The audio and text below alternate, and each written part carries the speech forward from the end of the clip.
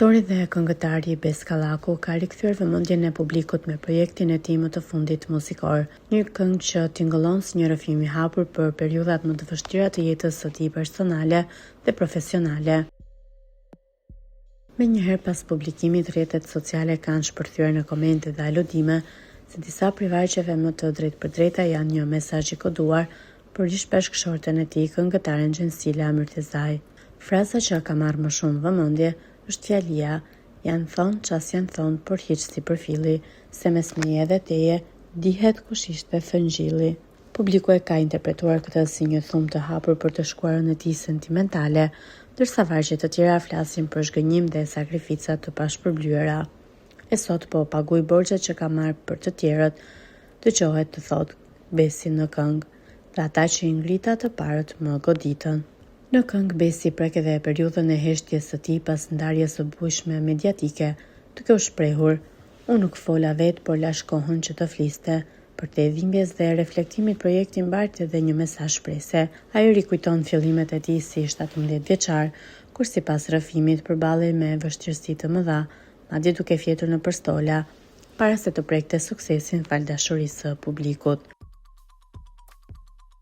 Në një tjetër varg ai thekson ndryshimin personal: "Tash nuk kam arsye as me pas më vese të këqija", duke lënë të kuptohet për një fazë të re më të qetë dhe më të pjekur në jetën e tij.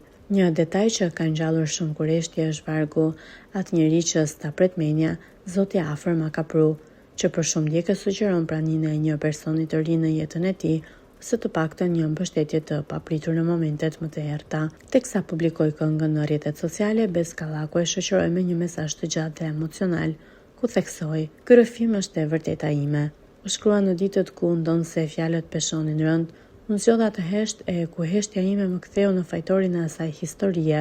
Ky rrëfim është Besi 17 vjeçar, që preku majat fal duartrokitjeve dhe dashurisë suaj. Është për mua që ngrita njerëz mbi supe, teksa ata preknin dritën, mua më zhysnin drejt errësirës. Ky rrëfim jam unë që edhe kur preka fundin, nuk e humba kurrë Zotin. Ky rrëfim jeni të gjithë ju që keni humbur rrugën dhe po kërkoni pakës dritë. Ky rrëfim është nëna ime, e cila më në fund po buzëqesh, teksa koha e riktheu djalin e saj.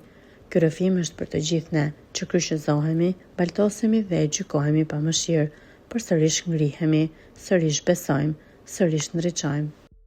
Ju lutem klikoni tek butoni subscribe për të marrë të rejat më të fundit nga Showbizi shqiptar.